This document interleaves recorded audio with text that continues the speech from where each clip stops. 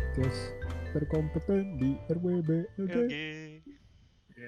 Selamat datang di Sobat Kino, podcast film paling kompeten di RWBLG. Yes. Ya, saya Sobat Kino 1. Saya Sobat Kino 2. Saya Sobat Kino 3. Selamat datang. Sip. Ya, gimana kabarnya semuanya? Kabarnya baik. Baik ya. Cukup tidur kayaknya. Gua. Tuh. Terus Alhamdulillah ya. ya, saya juga senang minggu ini long weekend. Jadi Long weekend.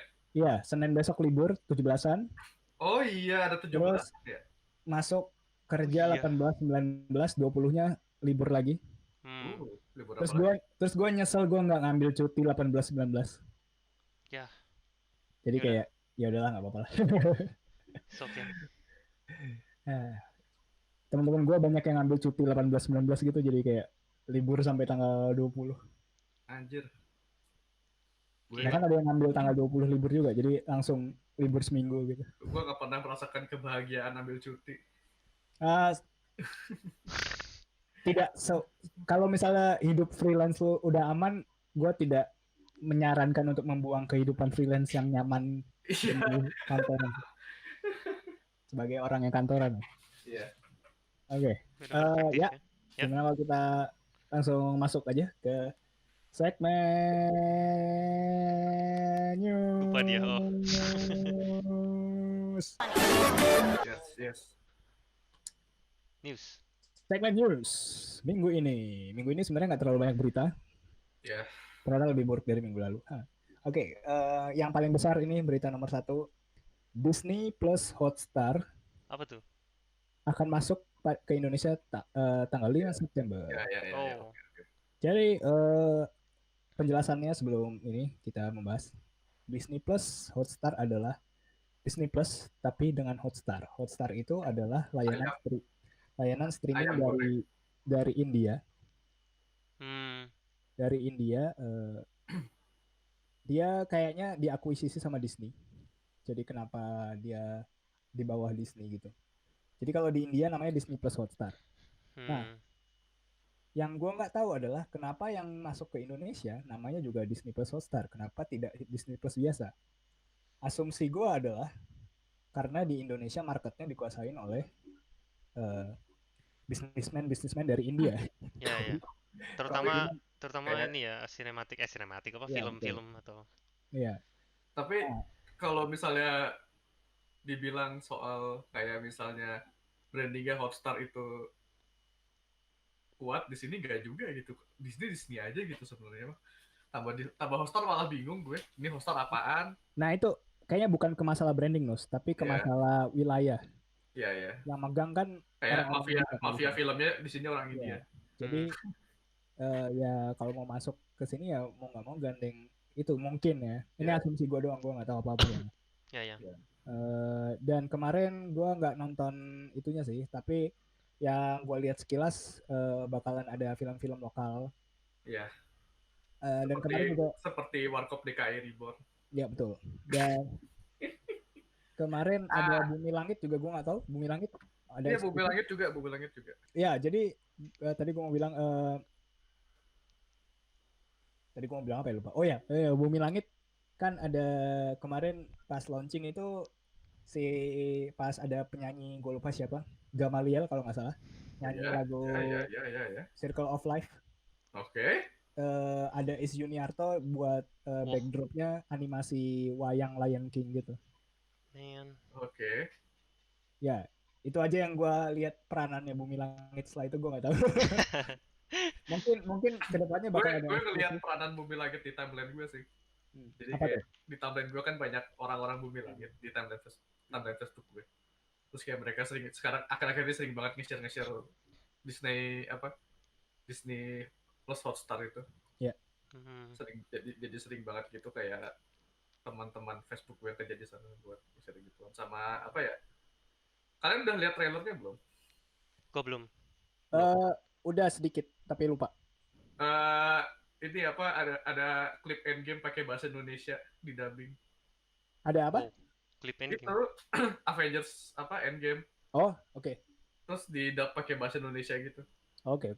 Terus Avengers berkumpul gitu teriaknya. Loh, berarti Hmm. nggak ada bedanya sama Disney Channel ya? Iya. Oke. Nggak enak banget ya nyebutnya Disney Plus Hotstar. Panjang banget. Iya, panjang banget anjir. Apa kita sebutan Disney Plus aja ya? Hotstarnya nggak usah. Kita Disney harus Hot. sebut Gue semua tuh. Nggak gue fair ngomong tuh. Hotstar ingetnya ayam goreng mulu. Nanti kalau kita nyebutnya Disney Plus aja nanti misinformasi. Eh, Kita kan podcast film kompeten. Kita nggak boleh gitu dong. betul. Oke lah. Ya, oke. Ada yang mau ditambahin lagi? Ya, tapi make sense sih. Karena ya tadi lo bilang India juga berperan, terus kayak demografinya juga lebih gampang kayaknya di handle. Nah, itu gue mikirnya ke depannya juga bakal lebih banyak konten originalnya Hotstar. Oh. Ya, bisa ya. Nah, karena kan ya ini Hotstar gitu. Yang di India aja bedanya Hotstar adalah lebih banyak konten original Hotstar. Gua Hmm, baca. Berarti kan nanti tidak menutup kemungkinan yang di Indonesia juga gitu. ya, baik. Banyak ini ya produk dari Hotstar sendiri. Nanti berarti kita bisa nonton Cory in the House legal dong.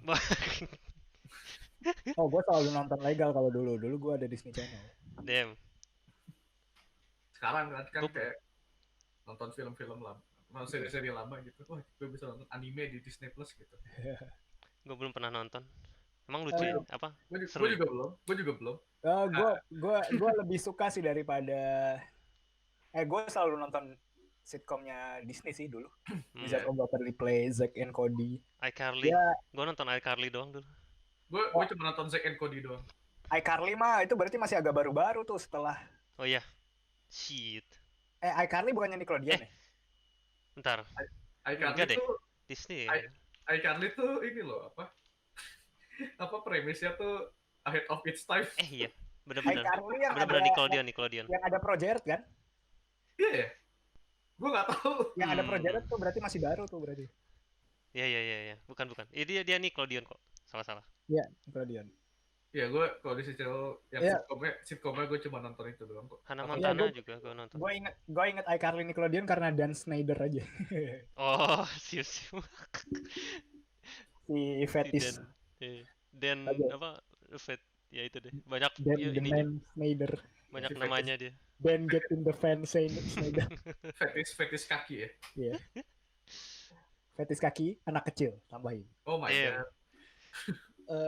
Stranger Danger. Ya. Gue lanjut ya ke berita berikutnya. Sip. Berita kedua ini masih berhubungan dengan berita ke-1. Mulan udah fix rilis. Tanggalnya adalah September 4. Oke. Berarti ini emang disengaja banget. Kenapa September 5? Ya karena biar barengan sama Mulan. Ya kan? Ya. Oh ya. Mulan rilis Disney Plus tanggal 4. Tanggal 5 udah masuk Indonesia. Yang secara otomatis berarti marketnya udah worldwide. Ya. Oke, ada talks? Mulan ya udah, Mulan aja. Gua Tapi kalau misalnya bareng sama Disney Hotstar berarti kalau di sini nggak bayar $30 dong. Kita bayar langganannya aja dong. Enggak, kayaknya konsepnya tetap sama deh. Iyo. Mulan kan di Disney Plus emang konsepnya gitu kan, 30 USD sewa Mulannya doang kan. Iyo. Berarti mungkin kalau di sini ya harga tiket bioskop lah ya. Berapa? 50.000. 50.000 paling nggak mungkin 30. Harusnya ya. Kalau $30 sih gua. Tapi harga bioskop, tapi harga tiket bioskop di sini 20.000. Betul Pak, murah banget. Bioskop XXI pinggiran, mall pinggiran. Oh enggak, di sini kayak enggak sih. Gua udah nggak pernah nonton di XXI. Oh. Jadi nama podcastnya jadi ironis buat gue. Ya. It's okay. Kalau menurut kalian sendiri gimana kalau dari film dengan tokoh perempuan live action? Ya, why not? Kalau bagus mah ya udah. Dan tanggapan kalian ini dirilis di Disney Plus bukan di sinema? Ya, apa boleh buat? Gua lihat objektifnya, tapi kalau misalnya yang ini kan mau nggak mau kayak lu harus bawa kayak Mulan yang dulu kan. Gua kayak kurang setuju sih. Tapi strike-nya Disney bikin live action dari film-film animasinya dia yang tahun 90-an tuh strike-nya jelek sih. Ya itu gue dari awal kayak ya, ngapain sih anjir gitu. redundant sih menurut gua. Kalau dari segi ini ya subjektif. Objektif Iya. bisa lah mungkin. Oh, Tapi apalagi bisa. ya, tapi apalagi yang nggak bisa komenin dari live action sih. Susah juga. Kok gue bisa denger kalian ya? Bisa. Gue bisa dengar lo. Oh ini gue bisa. Ya. Oke, tadi mati. Gue baru ganti channel output. Oke. Oh, oke. Ya, oke. Tadi lu bilang apa? Sorry, terakhir. Fuck. Ya, itu. Pendapat gue tentang Mulan atau itu kan apa remastered apa? Live action gitu kan. Kayak karena yang dulunya lebih superior jadi kayak susah juga ngetopnya. Itu aja sih yang intinya menurut gue.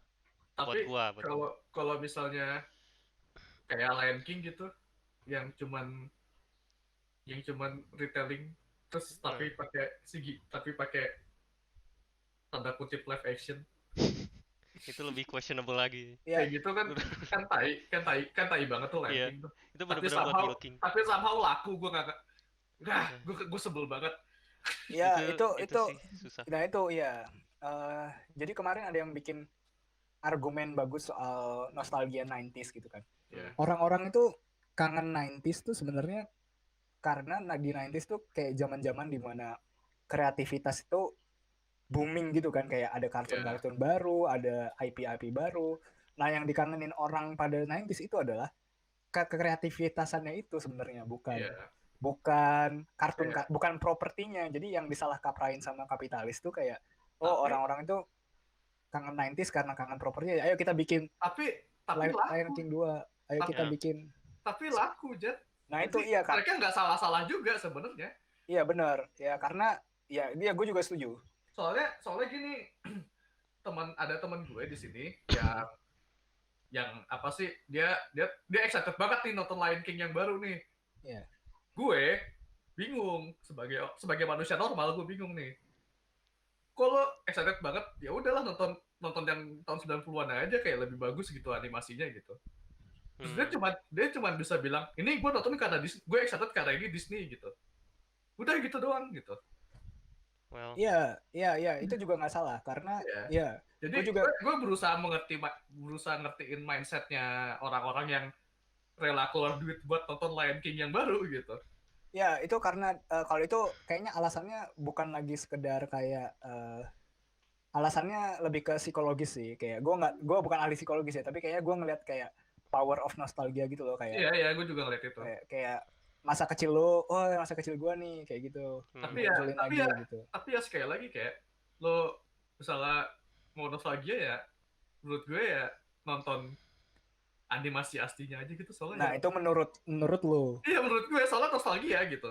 Nah ya udah gue dulu nonton ini nih, gue nonton lagi gitu. Nah menurut kebanyakan orang enggak gitu. Karena cuma lu doang yang mikir gitu, yang lain enggak gitu. Fuck?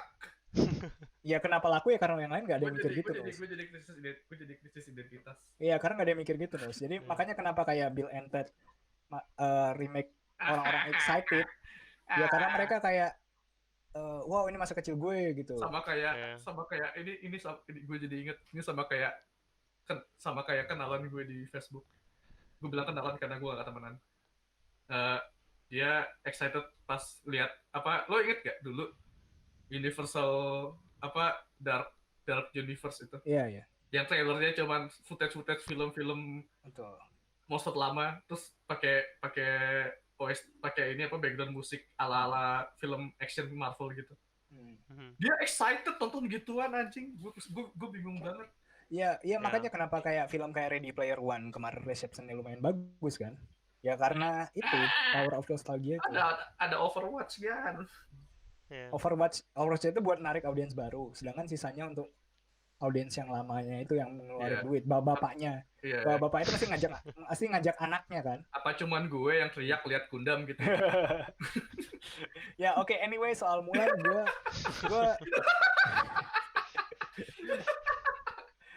ya oke. Anyway soal Mulan, gue pribadi tuh Mulan tuh film Disney, satu-satunya film Disney kartun yang gue tonton, karena gue gak suka nonton Disney yang lain karena banyak nyanyinya. Karena banyak nyanyinya. Dulu gue masih kecil, gue benci banget film Disney karena ada nyanyinya semua.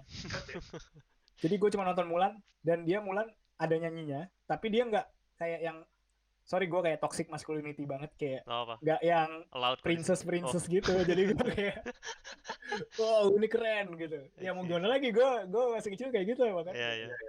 Ngerti. Ada berantemnya gitu. Oh iya, wow keren. Fast pace, adrenalin, seru gitu. Wah, ada apa naik kuda di gunung di Himalaya gitu. Tuh. Dan gue nonton lagi pas udah gede, emang masih hold up sih kartunnya. Iya, kebanyakan kartun-kartun Disney yang tahun 90-an emang masih pada hold up sih. Tapi gue masih menolak nonton yang Princess. Oke. Princess kebanyakan nggak 90-an, tapi ya udahlah. Terus gue jadi pengen nonton live actionnya cuma for the sake of kayak comparison sih, kayak. Tapi gue nggak pengen bayar Disney, gue bakal tit ya. Ya itu aja kalau dari gue. Nomor 2. Oke. Understandable. Have a nice day. Berita ketiga adalah tanggal 13 Agustus kemarin, 3 tahun semenjak Rafathar rilis. Wait, what? Ini news ya? Iya, ini news 3 tahun anniversary. Ada ininya nggak? Ada apa, Raffi Ahmad selamatan gitu nggak? Oh enggak, gue nggak tahu, gue nggak lihat. Gue cuma tahu dari memori Facebook gue. Nice. Apa memori kalian yang paling berkesan soal Rafathar? Yunus belum nonton ya? Gue belum nonton, tapi ada memori berkesan gue. Apa tuh? Yakni keributan di Facebook. Ada keributan ya di Facebook. Gue nonton aja gitu. Gue beli Piatos gitu, terus gue nonton sambil nge-scroll. Harusnya lu waktu itu beli di KFC, Nus, dia ada DVD-nya. Apa? Serius? Iya, ada. Oh, what? Ya udah. Gak tau masih dijual apa enggak. Udah enggak sih. Biasanya itu mereka ada rotasinya gitu kan. Iya. Kayak mainan McD lah gitu. Kalau lu apa, Lik? Apa tuh? Memori berkesan soal Rafathar. Memori waktu kita nonton sih, gue kayak wow, terkejut gitu. Oh, gue bisa ketawa, gue bisa entertaining sama film komedi Indonesia. Favorit lo apa? Jarang banget. Apa tuh? Scene favorit. Yang dia pas malam-malam itu. Yang dia mau nyuri kayak ala apa ya, film Jackie Chan. Mau masuk ke rumah ya? Iya, terus ketemu bayinya itu. Terus kayak wow. Itu kayak genuine, kayak having a good time gue. Somehow. Itu magical sih. Kayak aneh aja. Ya itu dia. Favorit gue tetap ini ada di trailer juga, yang ondel-ondel raksasanya jalan. Terus tiba-tiba ngomong, tiba-tiba orang-orang teriakan, takut kan, kayak lihat Godzilla gitu. Terus tiba-tiba dia bilang, Assalamualaikum. itu gue genuine ketawa aja. Itu ada di trailer, dan gue nonton trailer tuh gue langsung ketawa. Terus gue pas nonton di bioskop juga tuh gue ketawa, itu gue suka banget. Nggak bisa ditebak sih emang film Rafathar. Bagus. Oke. Oke, kita ke berita keempat. Teaser dari Satria Dewa Studio, Gatot Kaca. Kalian ada yang udah lihat? Gue share linknya kemarin. Gue udah. Iya. Mungkin lo bisa lihat habis ini kalau belum lihat. Gimana tanggapannya, Enos? Gue gak suka. Kenapa ya? Apa film-film superhero, apa cita-cita superhero Indonesia tuh selalu berusaha pengen gede-gedean apa ceritanya tuh pengen epic banget gitu. Iya, gue lihat. Gue nih at this point genuinely lebih tertarik nonton Asiakman daripada ini. Betul. Iya. Serius, gini. Lik, gue ketawa sekarang kan. Ya, soalnya absurd banget. Soalnya gini, Asiakman itu tuh premisnya tuh superhero yang muncul dari masyarakat beneran gitu. Kalau misalnya yang Satria Dewa ini tuh kayak mereka kayak udah ini kayak dewa sekalian gitu. Oh ya, I see. Kalau Gundala pretensius banget anjing. Ya, jadi Satria Dewa Gatot Kaca ini problemnya, dia begitu teaser, dia tuh udah langsung nunjukin konsep art dan semuanya itu loh, universe-nya. Itu udah langkah pertama sebuah kesalahan gitu. Lu Iya, baru bikin satu film dan lu udah langsung jejelin exposition ke semua orang semuanya dalam satu teaser. Ngejat Kayak lu nggak bakal bisa ngewujud, dan itu masih berupa konsep art Jat. semua. mungkin karena mereka cuma punya itu Jat sekarang.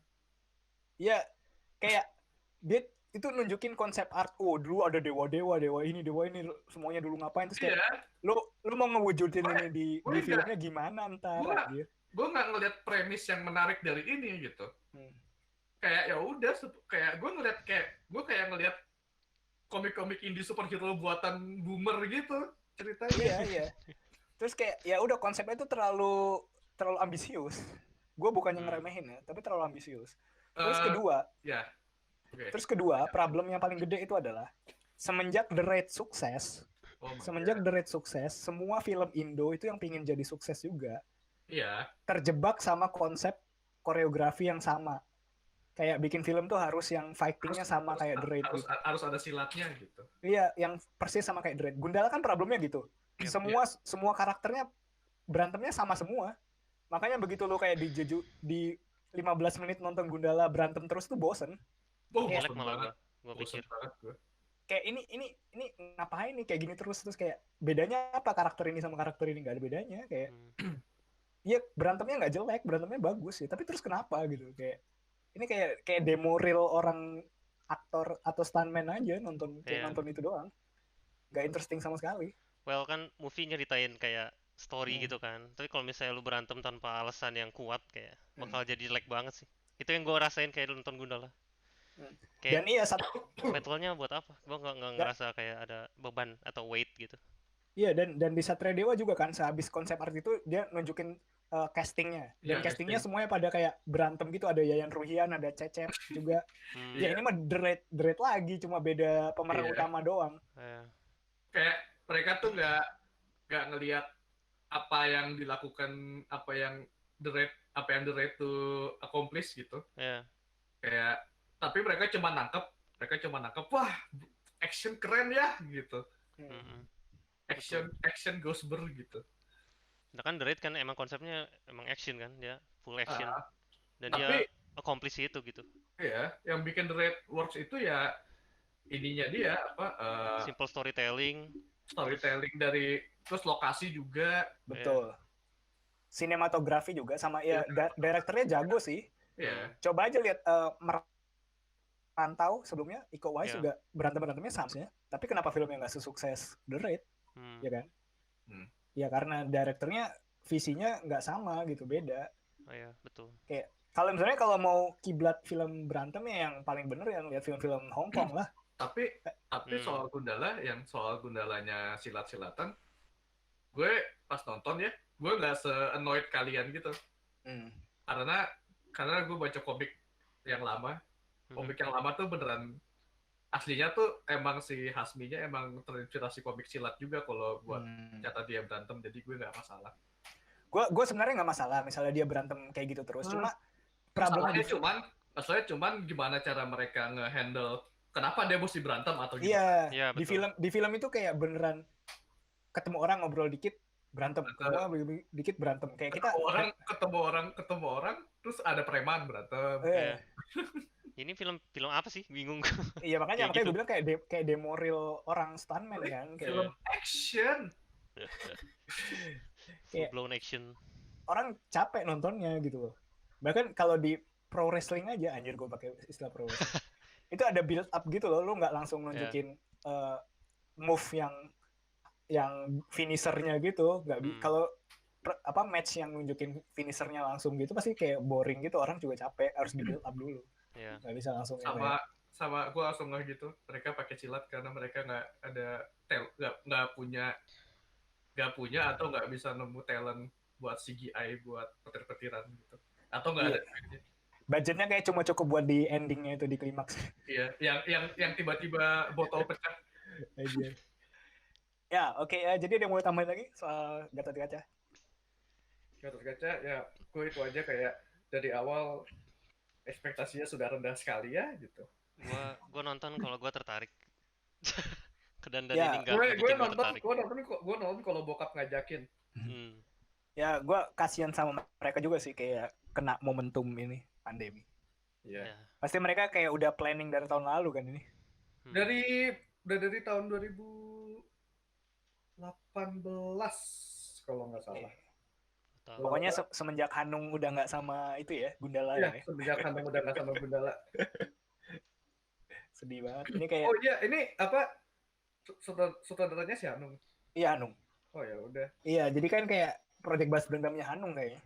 Ya udah bawa ibu kalian untuk nonton pasti suka. Kayak ini problemnya kayak David Lynch. Jadi David Lynch dulu ditawarin Star Wars kan. Terus kayak dia tolak gitu. Terus Star Wars sukses. Terus ya udah dia langsung setelah itu ditawarin Dune. Dune yang tahun 84. Yeah. Itu dia terima. Nah, filmnya epic fail. Tapi nggak jadi kan? Jadi Dune yang 1984. Tapi gagal banget. Iya, filmnya epic fail. Yeah. Ya, gue ngeliat kasusnya sama sih kayak Hanung. Itu penulis Dune juga udah ini udah kayak nggak bakal bisa lah gitu adaptasi ginian gitu. Tapi yang baru gue menantikan sih karena Denis Villeneuve. Ya, kalau Denis Villeneuve saya rasa ada kapasitas lah. Iya. Dia sutradara sci-fi modern terdepan. Dia dulu yang bikin Blade Runner 2049. Iya. 49? Iya, 2049. Iya. Sequel gue bahas sedikit. Itu satu-satunya sequel. Kan kalau semua film yang future sci-fi masa depan gitu semuanya pada niru Blade Runner kan ya. Yeah. Terus filmnya Blade Runner malah kayak mencoba menghindari dari Blade Runner gitu, estetiknya gue suka banget kayak. Bagus. Dia bikin sendiri gitu. Gue juga suka banget. Sedangkan kayak Ghost in the Shell kan mencoba banget jadi Blade Runner, terus semuanya juga kayak pengen jadi Blade Runner gitu. Ya soalnya Blade Runner bikin genrenya sih mau gimana? Iya. Gak bisa ini kayak gak bisa lari gitu. Bisa lah harusnya, Blade Runner aja bisa lari dari Blade Runner ya. Iya, baru dibuktikan sama Blade Runner-nya sendiri gitu. Sebenarnya bisa jadi subgenre cuman ya. Bisa kalau nggak males. Yeah. Bisa kalau produsernya nggak males. Cuman kebanyakan tuh udah pada suka sama kayak pemilihan kayak color scheme warnanya gitu. Bahkan Detective Pikachu juga ngikutin Blade Runner. Iya. Wow. Kayak udah jadi trope gitu. Iya. Kalau udah jadi trope sih udah susah sih, Jet. Aduh. Betul, gue belum nonton juga itu Blade Runner. Fuck. Ya udah ntar lah. Yang 2049. belum nonton. The Moschino. Dan lo ngaku lo sobat Kino 2. Lo turun pangkat jadi sobat Kino 4. Tunggu kalian denger gue belum nonton Citizen Kane. Lo belum nonton Citizen Kane? Gue belum. Udah. Kalau saran gue ya nggak usah nonton juga nggak apa-apa sih. Yeah. Tapi gue udah nonton kan, terus kayak ya kalian harus buang semua perspektif film yang kalian tonton selama ini. Iya. Anggap kalian belum pernah nonton film sama sekali. Kalau gue disuruh nonton Citizen Kane, gue pasti bakal nganggap kalau ini film yang bikin sinema kayak sekarang gitu, kayak teknik-tekniknya gitu. Jadi gue nggak bakal expect groundbreaking pakai standar gue sebagai penonton film sekarang gitu. Betul, soalnya sama kayak gue nonton film-filmnya si Kurosawa gitu, kayak gitu aja gue mindsetnya. Soalnya secara naratif juga dia kan ada plot twist ya. Tapi plot twist itu nggak penting banget sumpah. Oh gitu. Jadi endingnya tuh cuma kayak plot twist yang ternyata udah disebut di awal gitu, terus kayak dia nggak penting banget plot twist. Terus tapi gue akuin ada satu yang cinematic shot-nya emang canggih. Jadi pada zaman itu kayak mustahil gitu. Jadi kayak shot dari luar gedung, terus kayak secara smooth masuk kameranya jalan kayak pakai drone gitu, masuk ngezoom, terus ngelewatin kaca, terus masuk ke orang gitu, ke depan wajah karakternya. Itu ke tahun 1920-an, bayangin aja kayak gitu, kayak gimana coba dia bikinnya. Novelty emang powerful. Ya itu yang gue akuin emang canggih sih. Terus actingnya emang top notch sih. Ya. Selain itu kalau secara naratif ya udah biasa aja. Oke, ini ke berita terakhir nih biar cepat selesai. Avatar Last Airbender, kreatornya cabut dari adaptasi Netflix live action. Ya. Alhamdulillah. Emang Sengaja. jangan terjadi, jangan Erik terjadi. Andre ini ketiak. kita udah punya kartunnya yang asli. Gak usah ada live action ya. Ya, jadi kalau berdasar si kreatornya dia ngepost di Di IG-nya Twitter ya? dia bilang IG. kalau nggak ya pokoknya ngepost di semua sosmednya deh kalau nggak salah. Ya. Intinya dari nggak ada kecocokan secara kreatif gitu dari pihak produser dan Ya, sebagainya. itu Sangat- ini apa namanya? Sangat Sangat ini. Ini menarik ya, soalnya kayak Netflix kan terkenal kayak ngebebasin kreatif kan untuk IP. Tapi kayaknya untuk IP yang segede Avatar kayaknya mereka nggak bakal biarin gitu deh, kayak kalau misalnya kayak The Platform atau apa kan kayak dibiarin aja gitu. Oke. Kayak dikasih duit terserah mau bikin apa gitu. Iya.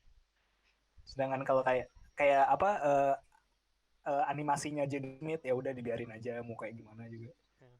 Kayaknya kalau Avatar kayaknya nggak bakal dilepas gitu sama Netflix. Betul. Karena kan kayak yang seperti yang kita tahu, Netflix sampai sekarang masih pengen nyari Star Wars mereka kan. Yeah. Pengen nyari ya franchise baru ya buat gantiin Stranger Things. Avatar tuh nggak ada yang rusak, nggak usah dibetulin gitu loh. Kesal sekali. Lagian susah banget bikinnya. By the way, kalau lu lihat animenya, iya, betul. Anime lagi salah, maksudnya kartunnya. Lu lihat lore-nya gede banget. Sama aja, Lik, tenang aja. Setting, oh ya. Thank you. Settingnya itu susah banget lu bikin, direalisasiin. Lu lihat aja Shyamalan, efeknya sampah gitu juga. Susah. Mediumnya nggak. Ya, buat live action. Bisa sih medium. Susah banget. Jadi mungkin ya itu. Ngomong-ngomong Avatar Last Bender Shyamalan, itu kan keluarnya tahun 2007 atau 2008 ya? Iya mungkin gue lupa. 2010. Oh, 2010. Ya. Kalau Avatarnya James Cameron 2009. James Cameron apa? Man.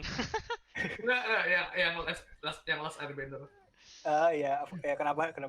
Ya dulu gue nontonnya pas SMP kan. Bukan, gue nggak nonton. Nah, jadi itu pas gue SMP kelas 7 atau kelas 8 gitu. Terus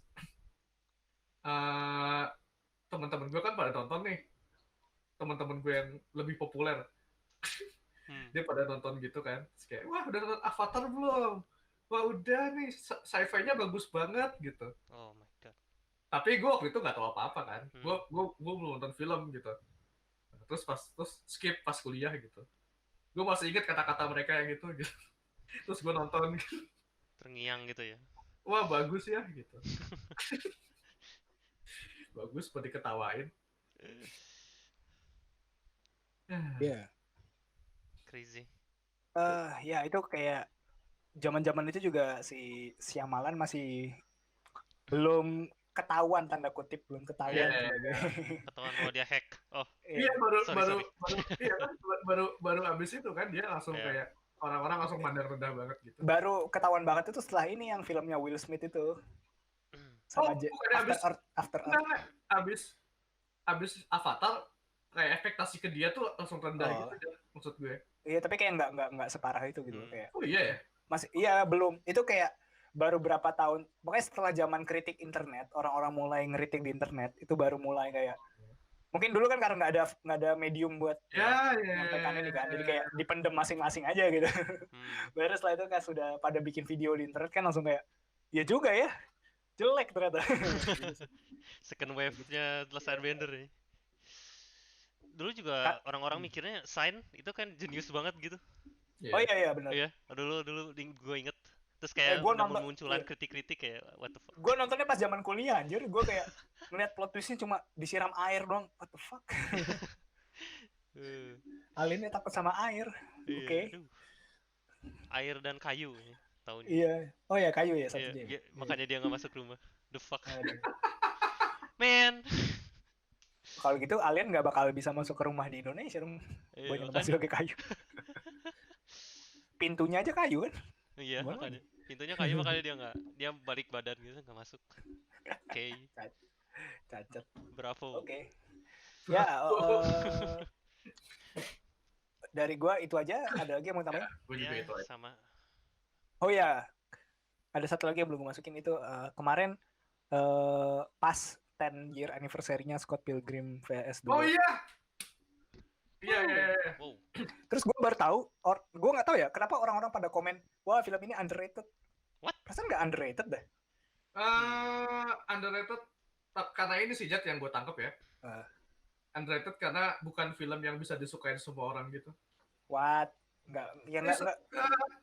Gue serius kayak dulu pas tahun 2000 pas baru-baru awal muncul gitu, baru-baru awal rilis gitu, gue nonton sama teman-teman gue yang SMA kan. Gue nanya tuh pada nggak ngerti filmnya gitu. Yang ngerti gue doang gitu. Apa cuman gue ya gitu. Apa cuma gue? Pokoknya abis itu gue kayak tanya-tanya ke kembaran gue gitu.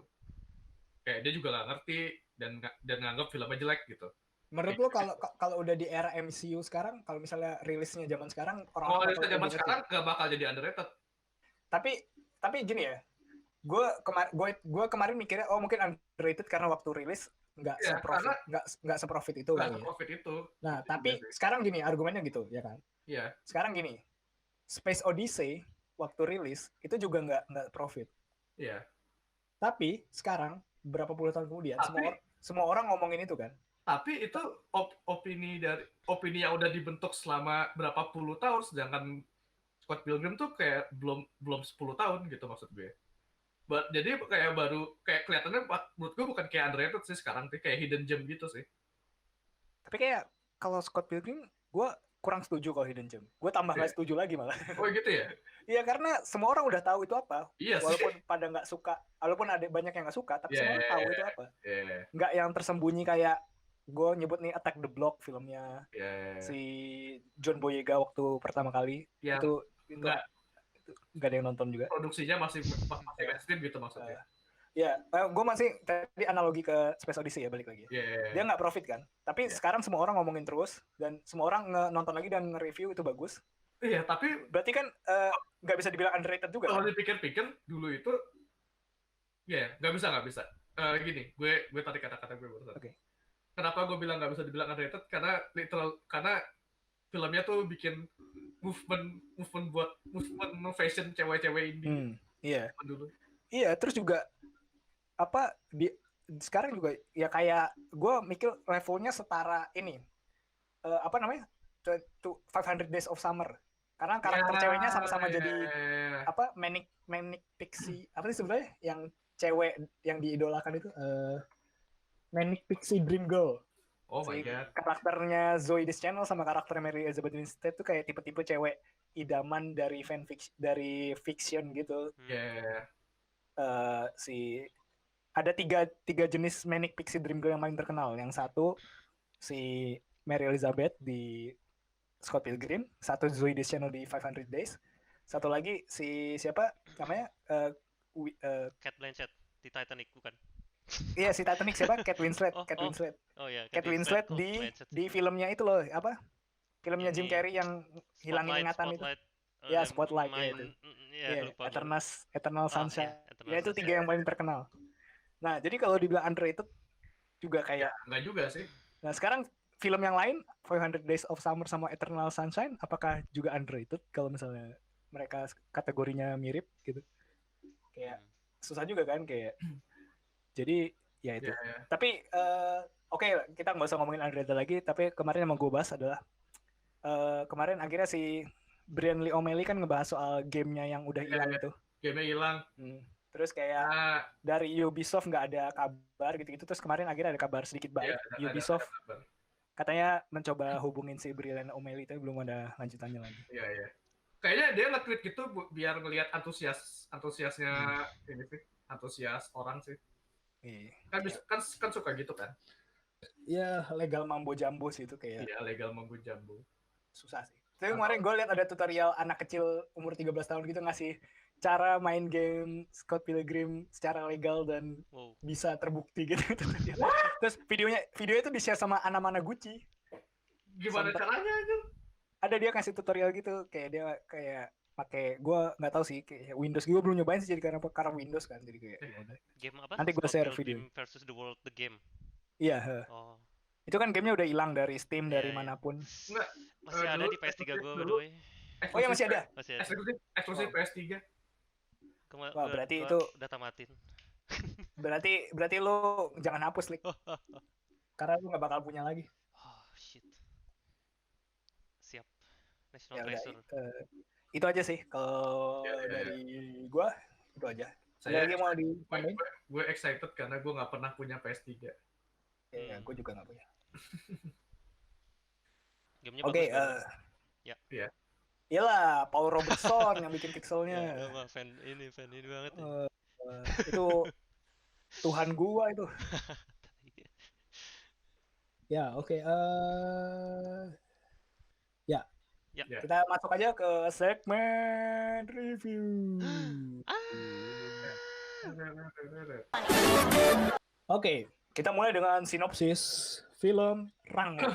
Dari mana ini? Dari tribunNewsWiki.com. Oh my god. Kan baru tau kan ada situs namanya Tribun News Wiki. Udah Tribun News Wiki lagi. Iya, tribunNewsWiki.com. Oke. Seekor bunglon antropomorfik terdampar di gurun Mojave, Nevada, setelah terariumnya jatuh dari mobil pemiliknya secara tidak sengaja. Dia bertemu dengan armadillo bernama Roadkill yang mencari roh barat mistis. Saat berkeliaran di padang pasir, dia dengan sempit menghindari dimakan oleh elang ekor merah yang kejam sebelum bertemu dengan iguana Beans. Beans membawanya ke kotoran, sebuah kota barat lama yang dihuni oleh hewan-hewan antropomorfik. Bunglon mempersembahkan dirinya kepada penduduk kota sebagai pengembara tangguh bernama Rango. Dia dengan cepat bertabrakan dengan monster gila, Bad Bill yang melanggar hukum tetapi menghindari baku tembak ketika Bill takut dengan kembalinya si elang. Rango dikejar oleh elang sampai dia secara tidak sengaja merobohkan menara air kosong yang menghancurkan pemangsa. Bentar, ini kok panjang banget. Spoiler alert by the way, guys. Ya, aduh, gue baca 2 paragraf terakhir deh. Panjang banget. Ini nyeritain. Loh, ini udah ini bukan sinopsis anjir semuanya. Cuma translate-nya rusak. Iya. Ya oke, gue baca paragraf terakhir aja. 2 paragraf terakhir. Enggo telah mengambil peluru yang digunakan untuk memecahkan kaca. Spoiler banget. Membebaskan dirinya sendiri dan kacang. Terkesan, Jack memberi hormat kepada Rango dan menyeret wali kota ke padang pasir. Warga Dirt merayakan kembalinya air dan mengakui Rango sebagai pahlawan mereka. Let's go. Sorry, bisa ulang lagi gak? Gue agak pesat. Gue lupa. Let's go. Start. Siapa? Mulai duluan. Mulai dari positif ya. Positif. Ya, go. Jadi Rango ini saya yang rekomendasiin kan. Iya. Betul. Oh iya. Buat gue positifnya banyak ya gitu. Kalau misalnya dari yang pertama gitu kayak animasinya gitu loh.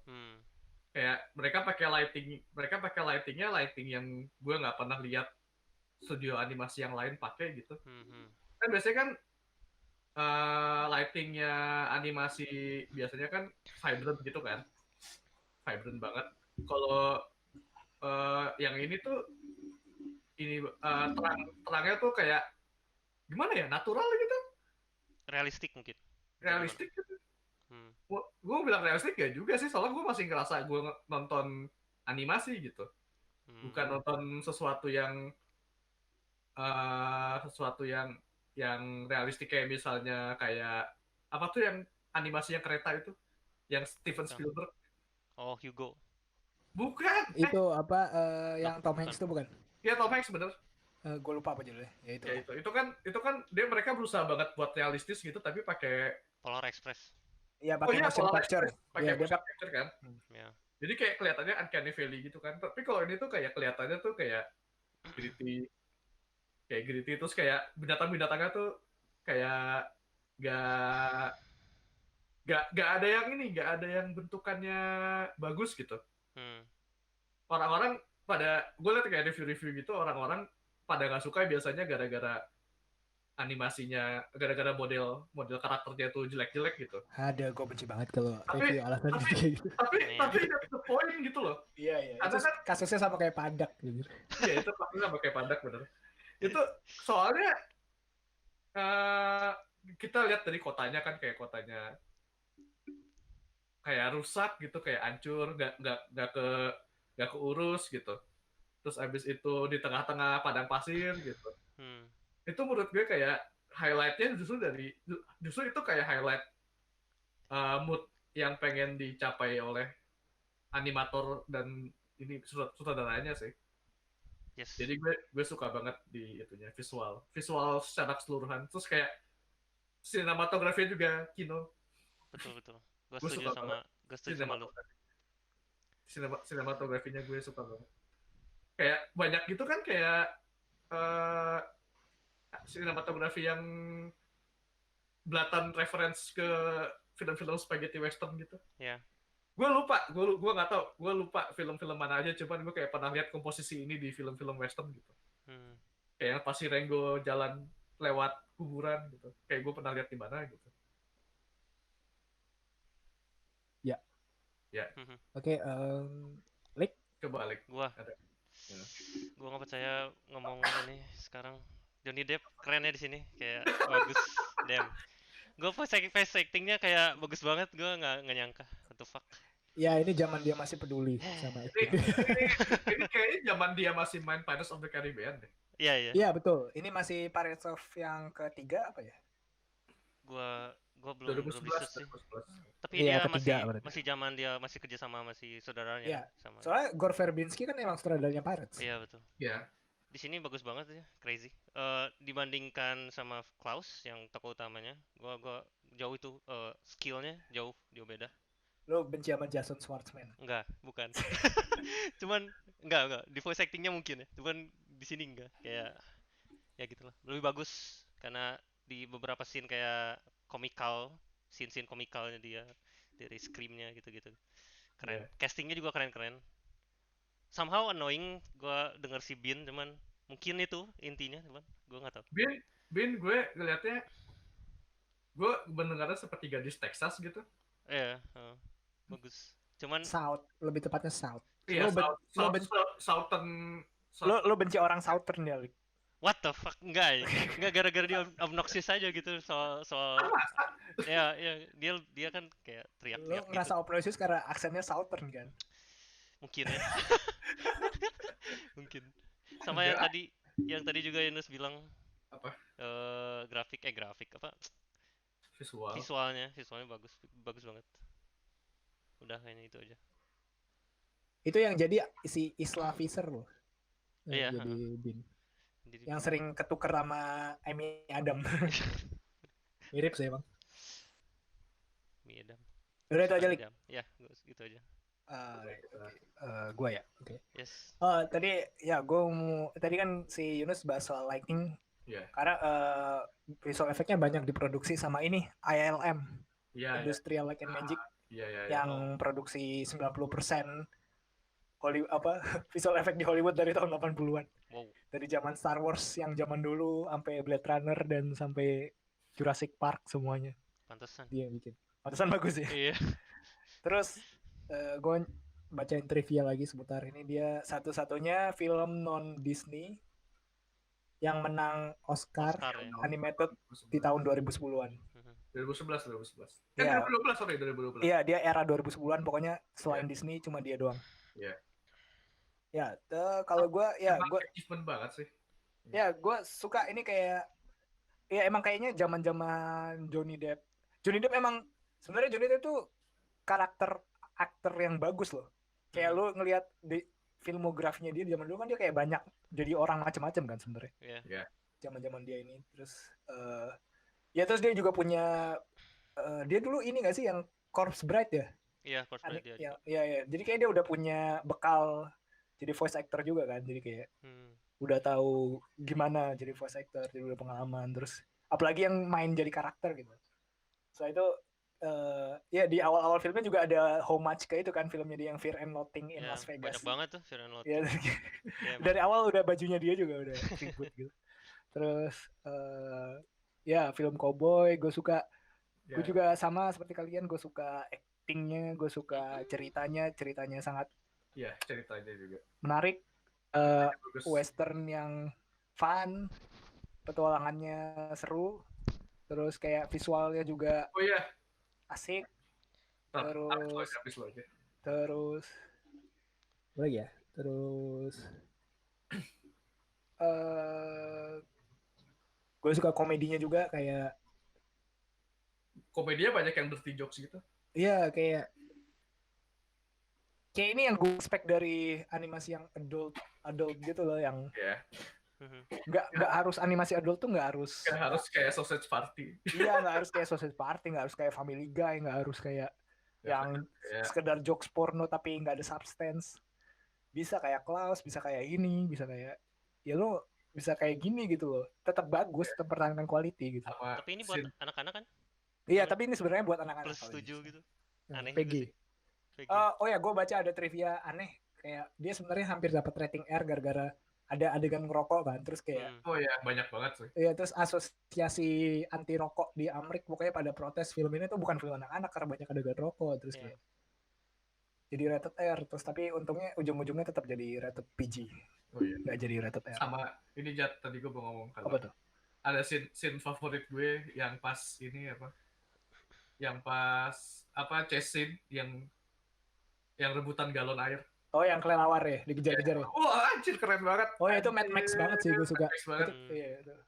Ya itu gue juga suka, demen. Gue suka. juga demen banget. Kayak apa ada mas-mas yang di samping wagonnya terus dia nembak-nembak cowok.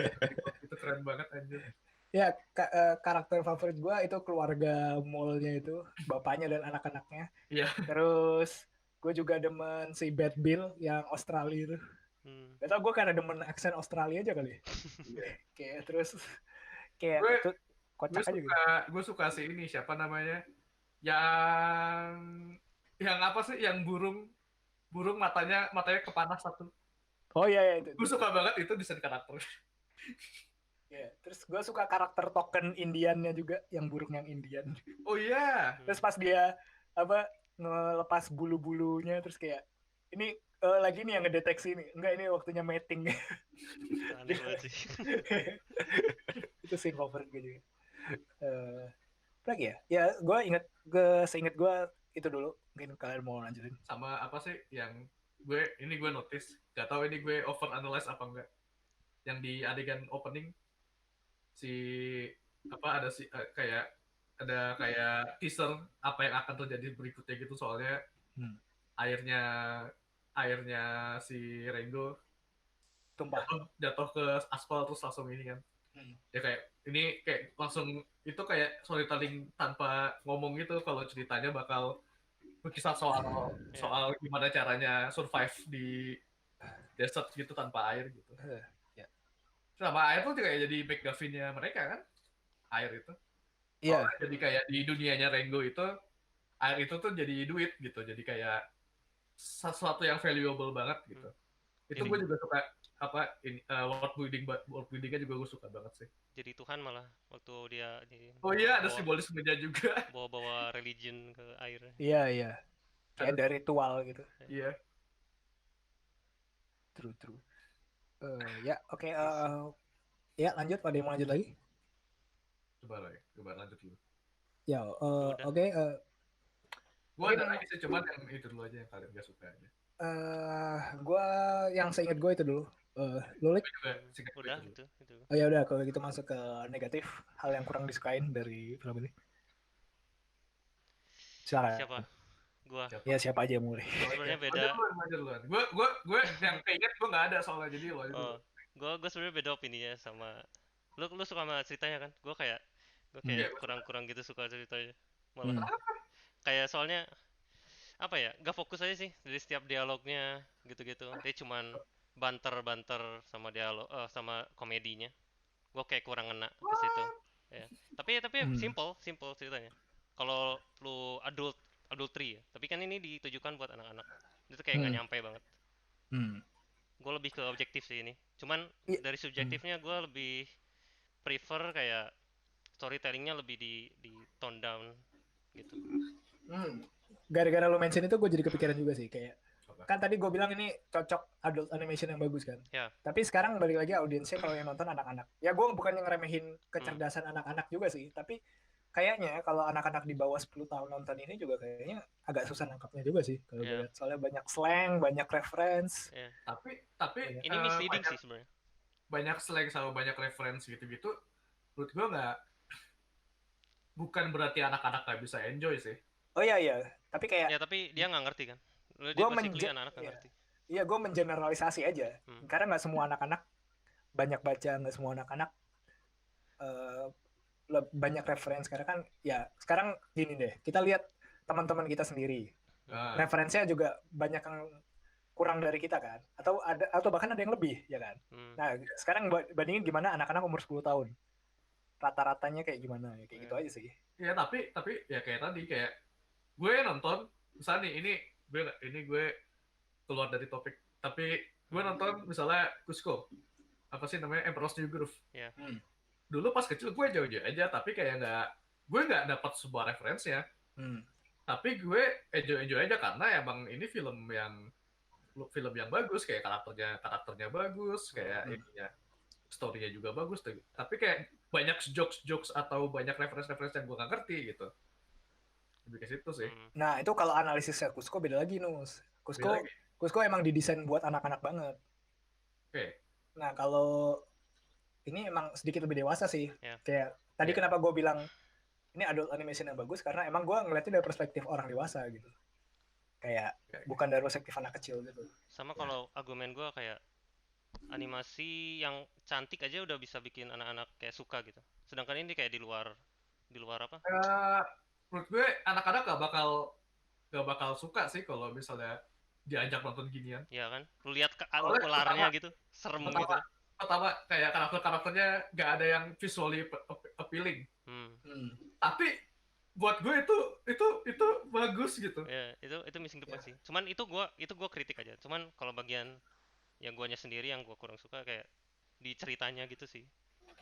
Coba emang nggak ditujukan buat anak-anak menurut gua ya. Karena lihat aja sendiri gitu kayak. Komedinya terus gitu. Plot ceritanya gitu. Coba kita bahas. Ceritanya basically dia searching for soul kan. Dia pengen cari. Dia nggak tahu dia itu siapa gitu. Ya, dia pengen tahu dia itu siapa gitu. Cuman kayak dari awal krisis identitas. Ya, betul. Orang krisis identitas atau anak-anak yang baru dilepas gitu. Ya. Kayak di luar kenyamanannya dia. Di luar kenyamanannya dia kan kayak di awal kan kayak dia diceritain kan kayak dia tuh di akuarium tuh kerjanya cuman pura-pura being a lizard. Acting tapi gak ada being Johnny Depp. Ya, being Johnny Depp. Acting tapi gak ada audiensnya gitu. Terus pas dia dilempar gitu dia bingung mau ngapain, terus ketemu si siapa namanya, Roadkill. Ngomong-ngomong Roadkill itu dia kelindes ya? Iya, kelindes. Oh my god. Kan Roadkill namanya. itu grafik banget. Iya, itu crazy. Grafik tapi komikal banget gitu. Terus ya itu kayak dia kayak dikasih lihat kayak di luar akuarium tuh dunianya begini gitu. Dia kayak dikejar-kejar apa namanya, elang. Terus abis itu desperate kan, terus akhirnya tidur di apa namanya tuh pipa air. Terus baru ketemu si Beans. Ya, terus kayak ketemu Beans, nemuin apa, kotoran, anjir, what the fuck, sinopsis itu kacau. Dirt ya. Di kota itu tuh dia kayak di ini kan kayak dikasih tahu kan kayak dari gue lupa ini siapa yang ngomong, si burungnya deh, yang burung yang main musik itu deh kayaknya. Dia selalu narasiin kayak setiap dia bakal mati. Dia bakal mati gitu. Dia kayak si Beats selamat, cuman kalau dia bakal mati gitu. Karena ya gue ngerti alasannya, karena ya dia bunglon. Dia emang bukan binatang yang bisa hidup di keadaan kayak gitu. Gue anggapnya gitu kan. Terus taunya pas ke The Town kayak kota cowboy yang keras gitu kan. Terus abis itu gue kira dia kayak bakal ada hardship-nya tuh lebih ke gimana cara dia beradaptasi kan. Tapi gue baru inget dia bunglon gitu. Gue di sini. Pemilihan karakter si Ringo-nya sebagai bunglon tuh gue suka banget karena emang ini cerita soal adaptasi juga. Ini cerita soal adaptasi ke lingkungannya dia gitu. Walaupun dia nggak bisa adaptasi dengan apa ya sih kemampuan mimikrinya dia kan kayak nggak biasa kan, kayak dia di akuarium terus kan. Yeah.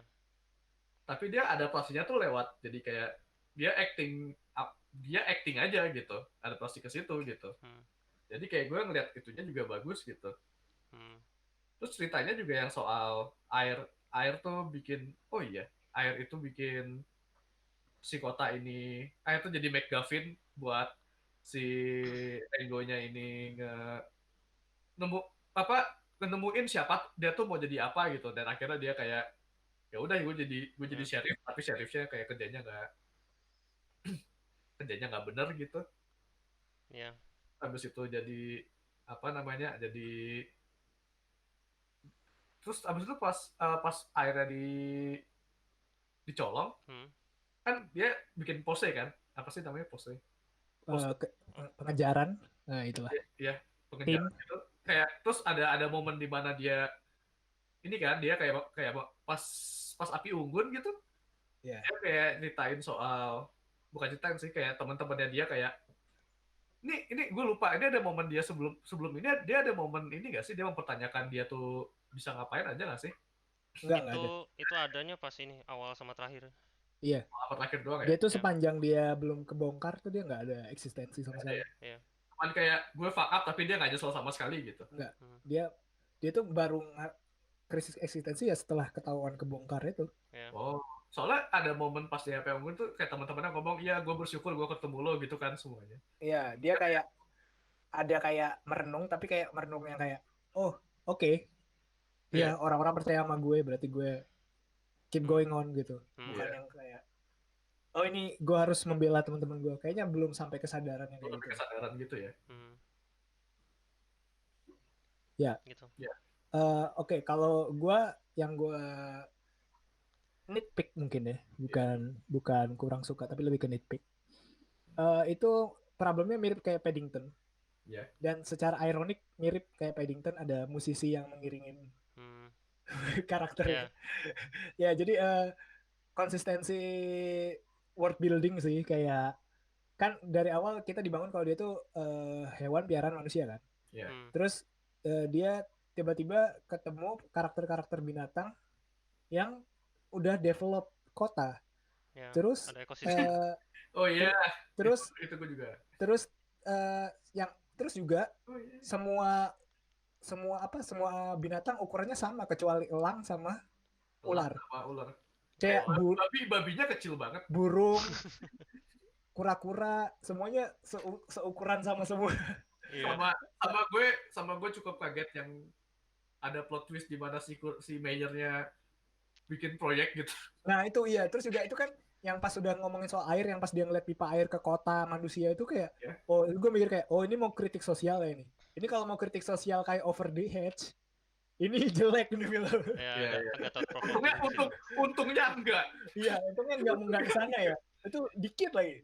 Jadi itu kayak hampir kayak pingin nyentil itu kayak Over the Edge gitu, yang hutannya dijadiin kota, terus kayak dia nyuri dari manusia lagi, terus kayak ini kalau sampai ngelibatin manusia ke dalam plot ini udah menurut gue udah kayak untungnya enggak. Untungnya masih kayak kembali, tapi dia satunya karakter manusia yang dikasih lihat cuman Clint Eastwood doang. Dan iya karakternya dan iya filmnya kayak ngetis ke arah sana, tapi kayak balik lagi, makanya itu gue bilang jadi kayak kurang konsisten sih world buildingnya. Mending sekalian nggak usah ada karakter manusia sih kalau gue ngarepnya. Kayak ya udah emang dia mungkin tidak dilihatin secara langsung ada manusia gitu, kayak cuma di-imply aja kalau dia itu binatang piaraan, tapi nggak usah diadain manusia. Nah tapi kalau itu kan kayak diterang-terangan dikasih lihat kan kalau dia ada manusianya gitu. Itu kayaknya reference ke yang Clint Eastwood ya? Clint Eastwood doang. Enggak yang awal. Yang dia piaraan. Yang piaraan. Yang dia mental. Yang dia mental kaca juga. Iya. Ya mungkin akan lebih baik, nggak tahu ya, mungkin ya. Jadi ini gue nitpick aja sih, jadi bukan yang beneran kayak nggak suka gitu.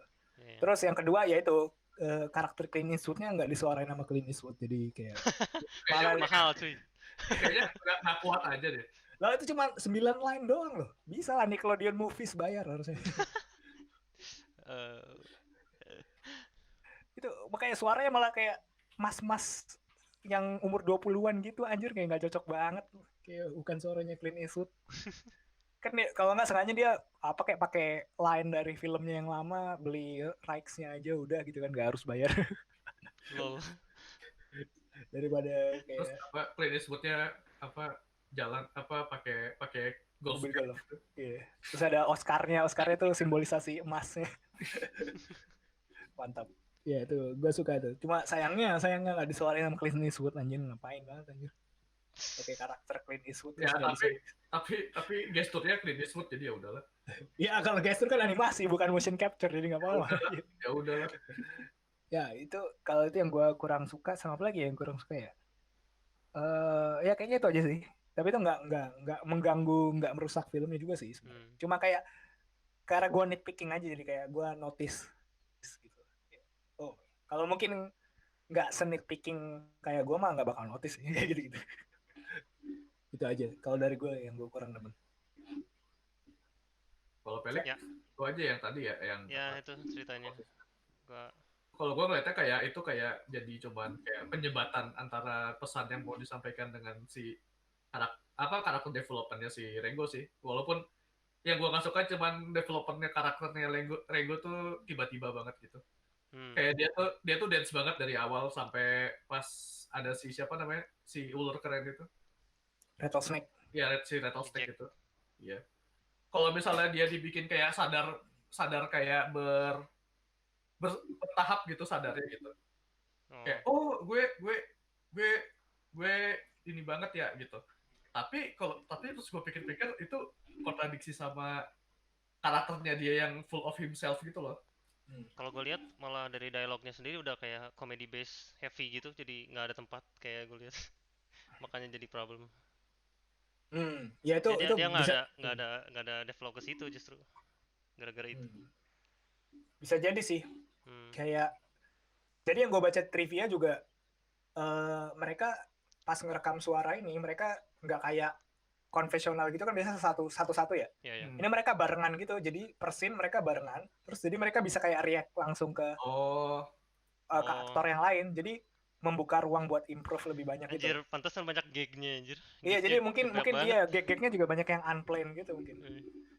Kayak faktor itu juga kali. Positifnya gagnya banyak berasa lebih natural dan alami ya, tapi mungkin kalau too much ya kalau too much karakternya jadi nggak ke develop gitu. Betul. Itu sih. Ya.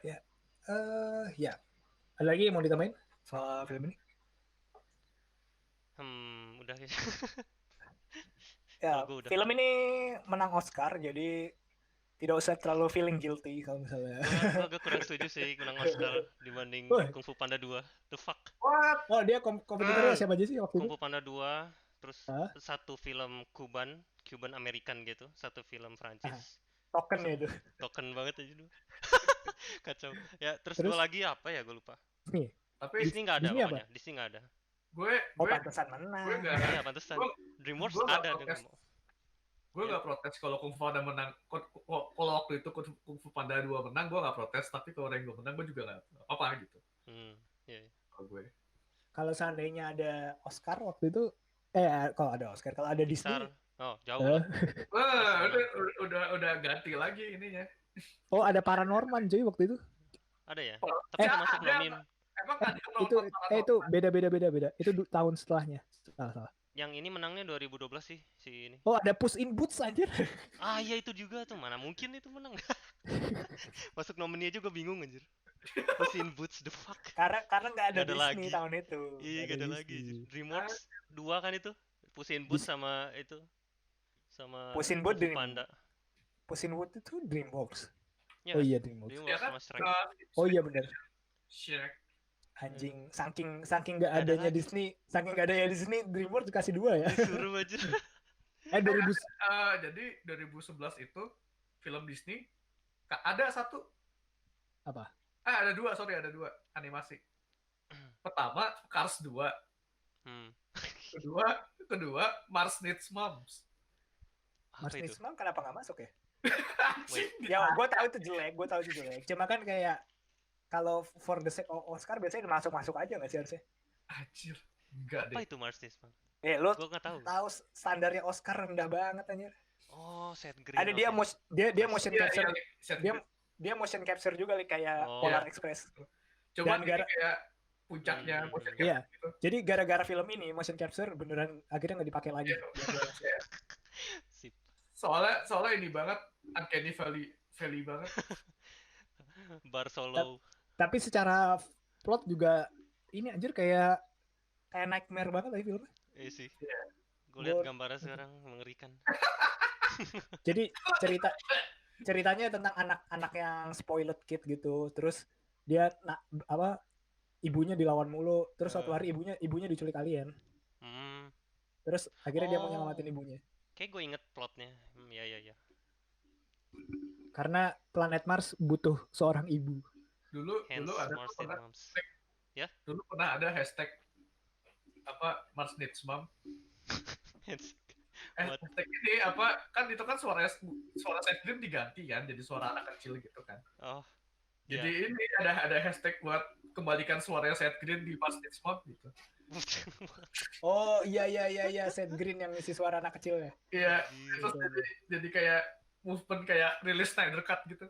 Jadi rilis Seth Green Cut gitu. What the fuck? Aneh banget aja. Nah, kan filmnya udah pada tahu filmnya jelek ya. Udahlah tambah jelek aja gitu. Top billing cast questionable. Terus ini kalau lu lihat yang tahun 2010 lebih suram lagi anjir, cuma 3 nominasi. Toy Story 3, How to Train Your Dragon, sama The Illusionist. Apaan ya The Illusionist? Illusionist, the fuck? Token film animasi Perancis gitu. Gua taunya The Illusionist itu aja filmnya siapa?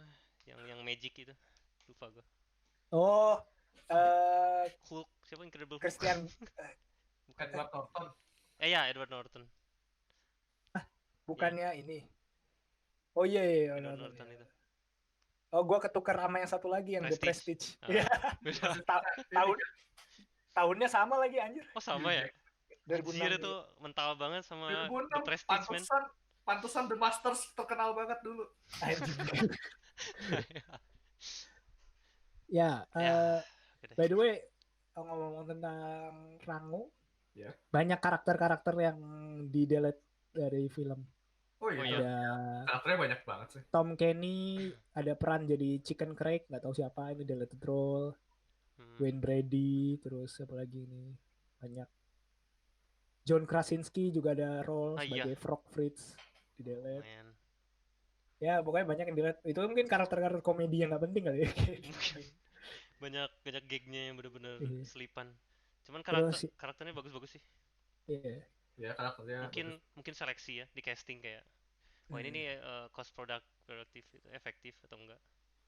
Iya. Oh iya sama ini gue lupa. Jadi Bunglon kan matanya gitu doang kan. Iya. Kayak kalau yang asli kan matanya gitu doang kan, cuma muter-muter doang gitu. Tapi kalau di sini kayak bisa ekspresif banget gitu. Jadi mereka tuh ngelihat Bunglon ada ini kan, kayak ada bundaran-bundaran di sekitar bola di kelopak matanya gitu. Mereka animasi gitu kayak alis. Jadi Bunglonnya bisa berekspresi gitu. Terus kayak gue kayak baru sadar pas nonton interview gitu. Nice. Jadi kayak emang dari segi animasi emang menurut gue udah ini sih achievement sih. Ya ini juga faktor lagi balik di production yang sehat tuh kayak gini. Jadi kayak Johnny Depp dengan direkturnya kan udah kayak lagi relationship-nya lagi bagus-bagusnya kan. Kayaknya dia juga dapat creative freedom gitu dari si Gore Verbinski, kayak gara-gara ngelihat Pirates of the Caribbean kan sebenarnya Jack Sparrow kan nggak kayak gitu kan. Direction awalnya gara-gara dibikin sama Johnny Depp kayak gitu akhirnya udah terusin aja kayak gitu actingnya. Sebenarnya direction awalnya nggak kayak gitu Johnny Depp. Si Jack Sparrow. Jadinya karena sukses ya udah diterusin. Jadi kayak gitu pelaut mabuk. Laut mabuk. Funky. Ya oke. Kita conclusion aja ya. Yeah. Conclusion gimana Nus? Saya Kino. Saya Kino. Would you recommend? Rekomend. Gue bakal rekomend ini ke yang orang yang suka nonton animasi sih. Tapi kayak kalau ke orang-orang normal gitu, gue kayaknya nggak bakal rekomendasi soalnya ya tadi kayak mereka nonton animasi mereka punya ekspektasi yang udah set gitu kayak ya udah gue mau nonton kayak Pixar atau Disney gitu. Betul. Lihat Lego kebanyakan kayaknya malah bakal banyak yang bingung gitu. Iya. Iya, orang awam kan kayak susah banget kalau nonton animasi. Kayak ada stigma animasi buat anak-anak lah, ada animasi harus realistik lah. Harus lucu lah. Harus kayak asli lah. Gue malah bingung ini bisa di approve sama Nickelodeon Movies. Nickelodeon Movies tuh justru dia sering bikin film-film underrated yang cult classic gitu loh. Gitu ya? Soalnya pengalaman gue dengar informasi soal Nickelodeon as a whole, itu mereka kalau misalnya nggak bisa sesukses SpongeBob, Don't Bother gitu. Oh, itu kalau kartunnya. Itu TV doang ya berarti ya? Iya, kalau movies mereka dari tahun 90-an selalu produksi film-film yang edgy gitu. Oh gitu, oke. Kalau lo dulu pernah nonton yang ada pizza, Good Burger. Oh iya. Itu Nickelodeon juga. Oh. Itu kan edgy banget. Yeah. Terus Tintin juga Nickelodeon Movies. Oh, Ninja Turtle yang 3D. Nacho Libre itu juga Nickelodeon Movies. Dora Lost City of Gold ya itu udah jelas.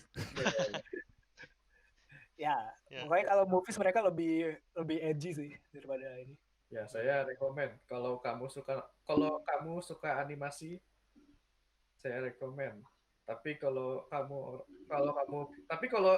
lo suka, kalau misalnya gue tahu nih orang nggak terlalu ini banget sama animasi, cuman dia kayak suka nonton film-film yang art house gitu, gue juga bakal rekomen sih. Ya. Kalau Lik? Kalau gue kayaknya gue lebih heavy ke plot kalau masalah animasi atau gimana pun apapun gitu kayaknya nggak kino, tapi animasinya kino sih ya. Ini mirip sama kayak Klaus, cuman kalau Klaus kan dia lebih ada si story-nya lebih gue nangkep gitu. Jadi kesimpulannya kino apa nggak kino? Nggak kino. Oke. Nggak kino, cuman ya rekomen nggak? Kalau rekomen kebanyakan enggak, tapi kalau misalnya orang yang gue tahu yang kayak suka banget film, yang suka bukan analisis, tapi lebih ke enjoy struktur secara teknikal gitu gue rekomen karena ini bagus banget. Yap. Kalau gue ini easy kino sih. Easy kino banget. Terus tapi kalau rekomen ya gue rekomen ke orang-orang yang bisa apresiasi aja, kayak apresiasi animasi, apresiasi. Oh iya, gue bakal rekomen ke penggemar film western. Ya. Kalau masih ada. Ya, itu juga film yang western gitu. Ini kayak homage atau tribute yang bagus sih. Ya, ini udah love letter hitungannya buat. Betul. Jadi bukan lagi bukan buat semua orang, tapi bisa membawa audiens baru. Caranya adalah mungkin lo nggak rekomen yang lo tinggal nonton sendiri, tapi mungkin lebih ke yang lo nemenin nonton gitu. Iya, kayak lo ngajak nonton ini bareng gitu. Ini masih bisa ketimbang kayak film yang lebih sulit yang lain gitu. Ini masih lebih bisa gitu. Timbang mungkin film-filmnya Laika atau apa. Kayaknya ini lebih acceptable sih. Karena film-film kayak gini kayaknya juga nggak terlalu berat kan, kayak lo misalnya film ini tayang di TV jam 11 malam gitu. Lo capek seharian beraktivitas. Ceritanya nggak terlalu beban gitu. Cuman ya lo mesti lewat ke lo embracing stylenya dia gitu. Iya. Cocok film-film yang tayang di TV malam-malam, lo tonton setelah beraktivitas seharian, terus lo buka nyetel TV ada film ini, terus kayak lo nonton sambil agak bengong gitu kayak. Oh iya, itu masih kayak masuk gitu. Kayak gue ngebayanginnya gitu sih. Jadi tidak untuk semua orang, tapi bisa sebenarnya kalau disebarin ke semua orang. Jadi gitu. Kayak asal mereka ngerti kenapa estetika ini udah cukup gitu. Bisa. Ya, dan film ini udah menang Oscar, jadi kita nggak perlu puji terlalu jauh lah ya. Dia udah proving a point, jadi udah. Yes. Oke, ya. Berikutnya minggu depan kita bakal take a break. Jadi kita mulai lagi minggu depannya, dan untuk kita akan kembali dengan sebuah film. Apa tuh? Ya, oke. Jadi kemarin gue rekomend Paddington kan. Iya. Jadi mau rekomend Paddington 2. Udah tau lah ya. Nanti berikutnya kita akan nonton Tengkorak. Yeah. What the? Film Indonesia. Kalian bisa nonton di bioskoponline.com, hanya Rp5.000 saja. Oke. Biayanya. Gue punya cerita soal Tengkorak. Apa tuh? Jadi dulu pas SMA kan sorry. Dulu pas SMA kan gue ada ini ekskul. Gue dulu ikut ekskul komik gitu. Yeah. Di SMA. Terus guru gue itu kan udah nggak ngajar, guru ekskulnya udah nggak ngajar, tapi gue masih friend di Facebook. Terus dia fanboy Tengkorak banget anjir. Dia kayak tiap berapa bulan tuh ada fase di mana dia tuh shilling Tengkorak gitu. Wait, Tengkorak kan 2017. Iya. Dia dari tahun 2017 sampai sekarang. Oh, tuh suka ada fase di mana dia shilling Tengkorak gitu loh. Bentar, lo masih kontak sama guru SMA lo 2017? Itu guru ekskul. Iya, lu masih kontak 2017? Masih. Oke. Karena dia pernah jadi editornya Shonen Fight, jadi kayak dia ada orang industri juga. Dia orang industri juga lah dulu gitu. Ya, gue cuma nanya itu dong. Ya. Jadi kayak gue ada ekspektasi gitu dari situ gitu. Gue nggak yakin bakal bagus, cuman gue ada ekspektasi bakal ke situ. Gitu. Oke. Ya, jadi kalian bisa nonton di bioskoponline.com. Gue sekalian pengen nyoba website-nya juga sih. Iya. Gue di bioskoponline.com gue udah beli satu sih. Apa tuh? Itu yang Kucumbu Tubuh Indah. Oh, oke. Tapi ya nice. Ya. Oke, kita masuk ke What are you doing this week? Ya. Silakan, Pelik mulai duluan. Lo what the fuck gue dulu. Gue denger musik karena ini bukan podcast musik. Gak apa-apa. Ya nggak apa-apa. Kali ini gue nggak nonton. Ini gue denger baru aja, by the way. Gue dengernya. The Microphone, ada yang tahu? The Microphone atau Mon Iri. Yeah. Dia produksi sama. Dan dia ngerilis kayak satu album 44 menit cuma satu track. Oh. Nah, ya. Jadi genre-nya dia post rock, indie, grunge. Jadi di lagunya ngeritain dia semasa 2003 semasa dia 93 sampai 2020. Nama albumnya The Microphone into 2020.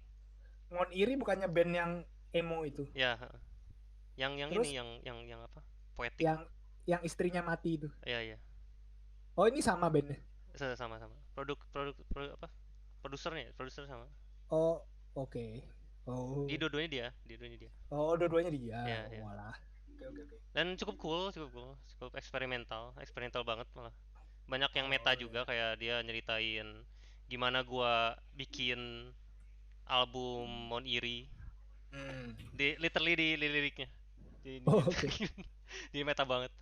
Bikin ketika istrinya mati gitu ya. Gimana dia dapat pengalaman. Oke. Gitu-gitu deh, lo bisa cek di YouTube. Kalau mau. Nice.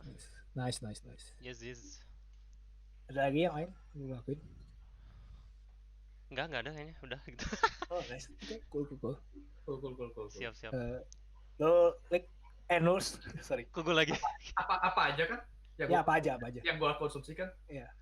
Jadi minggu ini gue coba kerja sama apa namanya? Simping. Sama sakit gitu. Oh, oke. Gue minggu ini kayak sering kayak batuk-batuk gitu. Oh no. Jadi sakit. Jadi saya review obat batuk saja ya. Oh iya, oke, salah. Nice. Jadi gue nyoba Panadol, terus apa tuh yang satu kemasannya cuma ada 4 kapsul, sama yang sirup gue minum OBH gitu. Minum Woods. Oh. Minum Woods batuk berdahak. Lu minumnya sekaligus atau gimana? Oh tidak, saya tenggak. Oh enggak, maksud gue obat-obat itu. Ada tiga obat. Jadi kayak gue minum satu. Kok jadi tambah batuk gitu. Terus gue pindah yang lain. Gue tinggal tidur, wah masih batuk, terus gue minum Woods.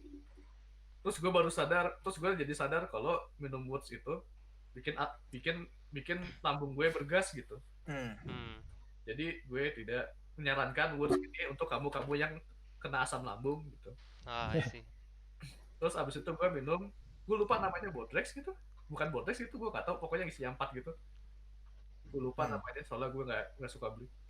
Itu nggak terlalu efektif buat gue gitu. Terus abis itu gue nyoba Panadol yang hijau.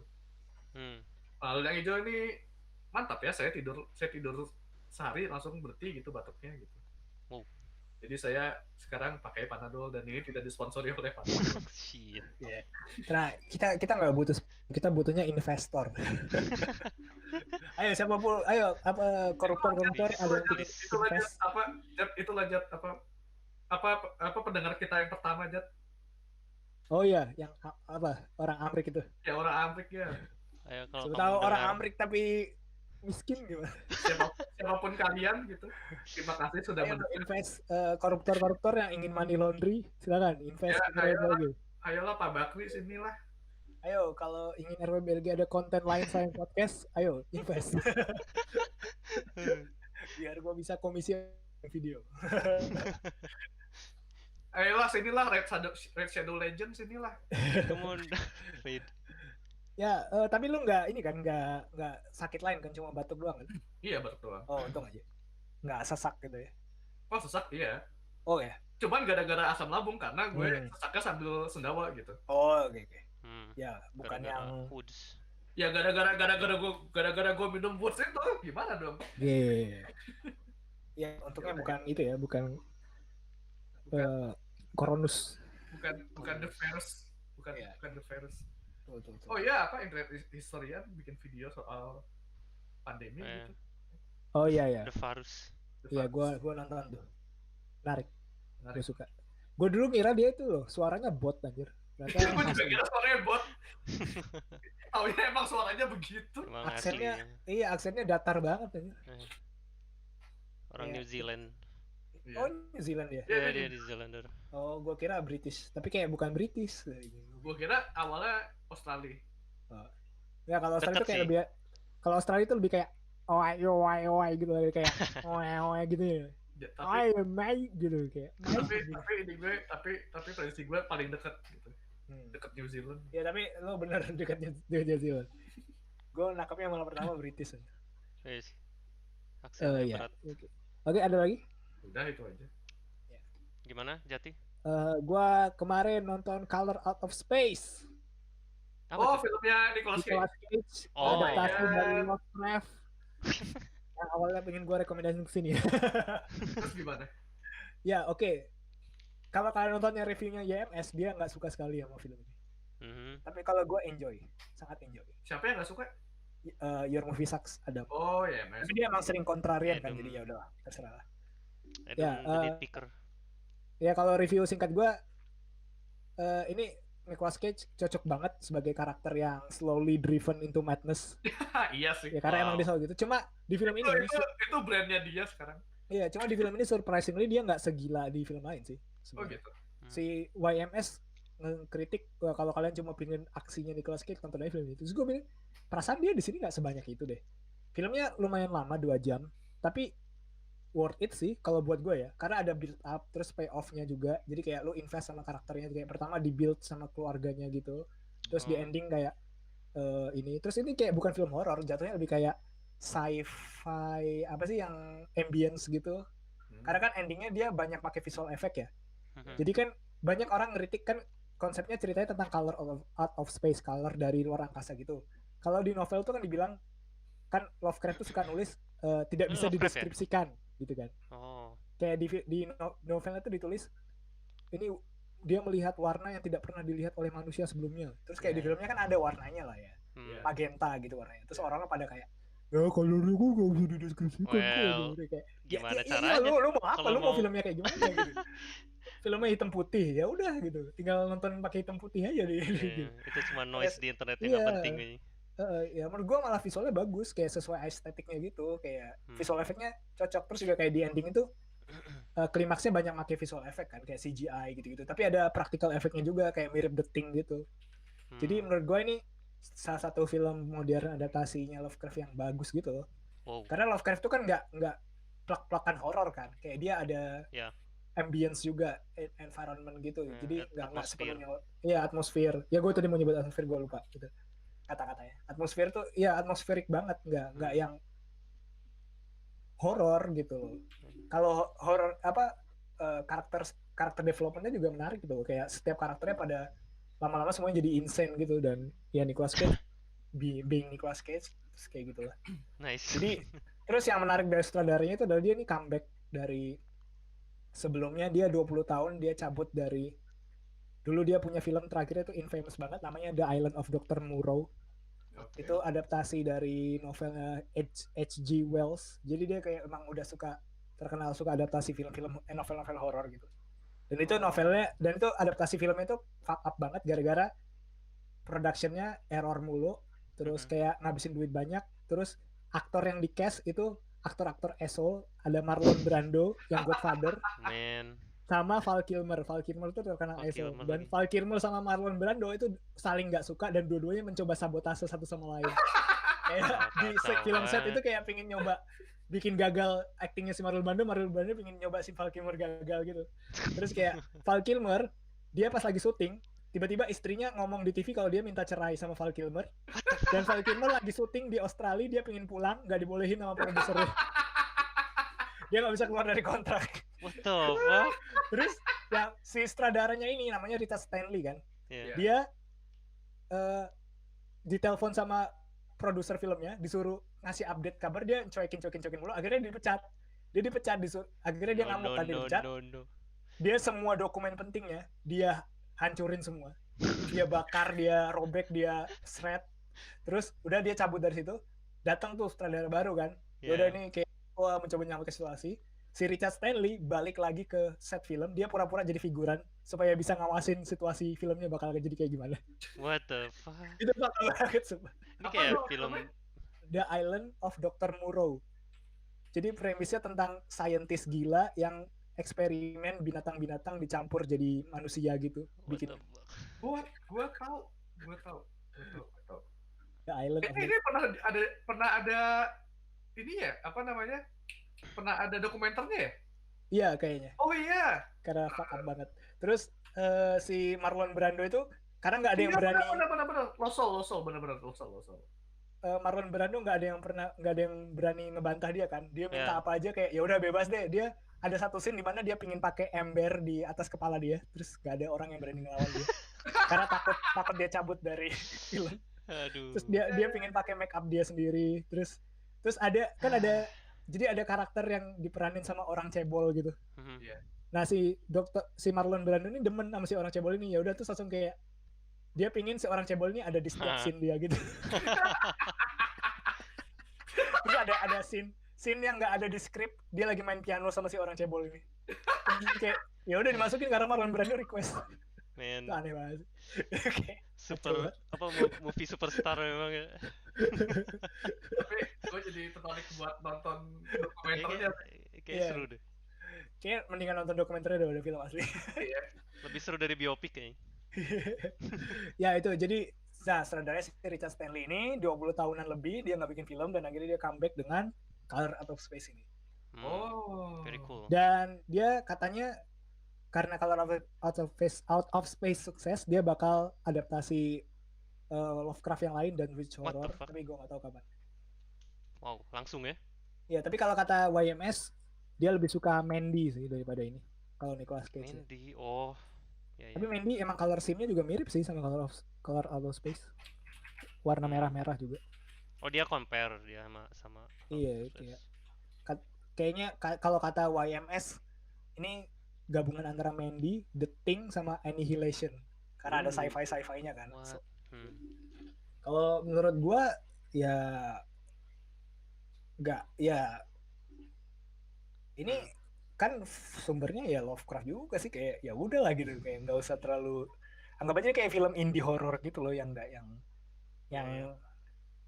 buat emang bukan buat film yang pingin jadi film bagus gitu, yang ya udah yang adaptasi aja gitu kalau menurut gue ya. Jadi ya mungkin kalau kalian ada waktu nonton aja sih. Kalau lo nonton di mana? Menarik sih. Gue torrent. Oke. Boleh tuh diomongin untuk kita kata aja tuh. Waduh.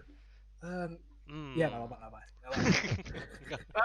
Apa katanya dari yang gue nanya aja, yang dari gue nanya nonton di mana? Gue nonton di laptop. Nice. Yes. Ya udah itu aja sih, sama ya gue dengar musik paling gue dengar musik band namanya Weather Report. Weather Report. Ya itu bandnya ada di Jojo. Iya. Apa? Gue sangat Jojo. Iya itu band jazz, fusion jazz gitu. Oh. Weather Report ya karena basisnya yang terkenal namanya Jaco Pastorius. Jadi jadi di Jojo ada stand namanya Weather Report gitu. Yeah. Jadi tahu gue. Jadi ini gue kira beneran di Jojo gitu. Oh ternyata referensi. Ya gue respect sih sama Jojo yang kayak ngasih referensi musik-musik bagus. Prog rock 80-an jazz yang bagus-bagus. Iya. Araki tuh apa tes musiknya tuh bagus loh. Boomer banget ya Araki. Speaking of basisnya Weather Report, namanya Jaco Pastorius kan, dia salah satu basis terbaik yang pernah hidup di dunia ini. Oh, shit. Dia matinya konyol banget gara-gara dia tuh sering ngajakin orang berantem habis manggung gitu kayak. Jadi kayak suka ngajak gelut aja orang-orang gitu. Jadi dia matinya gara-gara dia habis berantem, dia luka internal gak diobatin. Terus mati deh. Nice. Jadi dia mati muda karena mati konyol gitu. Oh iya, Jat, ngomong-ngomong Weather Report, lo tahu nggak di Jojo Weather Report tuh ngapain? Jadi dia kenalin cuaca seperti namanya gitu, Weather Report gitu. Tapi dia punya kekuatan di mana dia bisa bikin dia bisa bikin ilusi pakai kayak aurora gitu. Tapi bentuknya cuma bisa bentuknya ini apa namanya? Snails itu siput cuma bisa siput gitu. Oke. Wait, what? Oh, pantesan komen-komennya. Oh no, I turn into a snail gitu-gitu. Aneh banget. Gue dengerin albumnya anjir itu pada komen reference Jojo semua, tapi nggak apa-apa sih. Is that Jojo reference? Ya itu kayaknya albumnya bakal salah satu album yang gue incer buat vinyl deh. Ntar kalau gue udah mulai koleksi vinyl. Nice. Soalnya bagus. Dulu lah, gak usah punya recordernya. Wih, iya aja. Mahal sih anjir. Ngomong-ngomong Jojo, itu yang punya standnya Heavy Metal itu reference ke Jamiroquai gitu. Oh iya. Iya, siapa namanya tuh gue lupa. Gue nggak baca sih yang itu. Emporio, bukan Emporio, sorry. Jamiroquai itu dari mana sih? British bukan? Oh, British ya? Iya. Nama karakternya Weather Report juga anjir, goblok. What the fuck? Iya, Weather Report. Enggak, itu nama stand-nya Weather Report, nama yang punya stand-nya juga Weather Report gitu. Oh.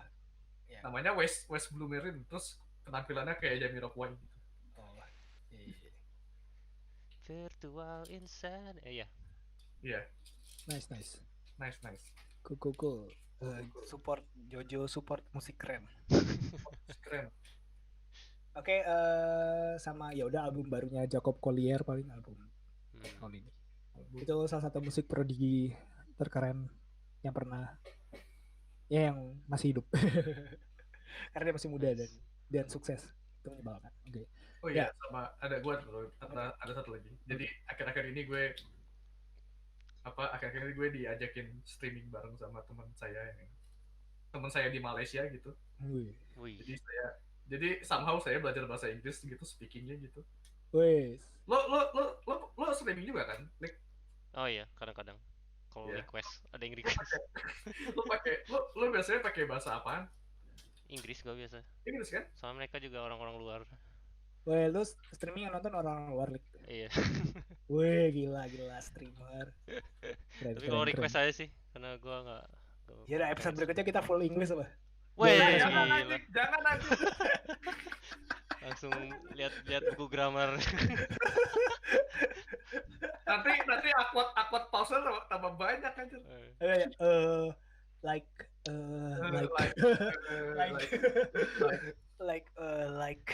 Tunggu kita cut aja apa bagaimana? Banyak space-nya. Ntar edit dong yang itu, susah juga editor. Tapi lo berarti streamingnya ini dong, apa kayak yang nonton teman-teman streamer lo juga? Iya. Apa ada actual? Enggak, ada sih kadang-kadang 1-2, tapi yang nonton biasa ini yang di Discord. Oh iya. Gila. Sama kayak komunitas inilah, sama kayak komunitas VTuber yang indie lah. Weh, VTuber indie lagi. Ada VTuber yang nggak pakai manajemen gitu, biasanya kayak gitu sama kayak yang nonton teman-temannya dia doang gitu. Terus kok lo nggak bikin VTuber sih? Iya. Wah, kan gue udah bikin tuh yang om gurita itu. Om gurita yang mana ya? Oh, gue belum tahu. Gue post di Twitter. Teman belum jadi sih, gue masih pengen godok lagi gitu. Oke. Nanti lah kayak jadi itu bisa jadi kayak avatarnya gue gitu. Nice. Om. Ya, kita tunggu. Ya, oke. Itu dulu kayaknya episode hari ini. Kita udah sampai di ujung acara. Yang kalau ada yang dengar, like, subscribe, komen, tinju ibu hamil. Nah, gue bercanda. Gue bercanda. Itu cuma gag. Oke, like, subscribe, ya whatever. Sampai jumpa lagi kita akan kembali lagi 2 minggu lagi. 2 minggu lagi, guys. Sampai jumpa lagi. Terima kasih teman-teman sudah menyempatkan waktunya. Bye. Bye. Bye.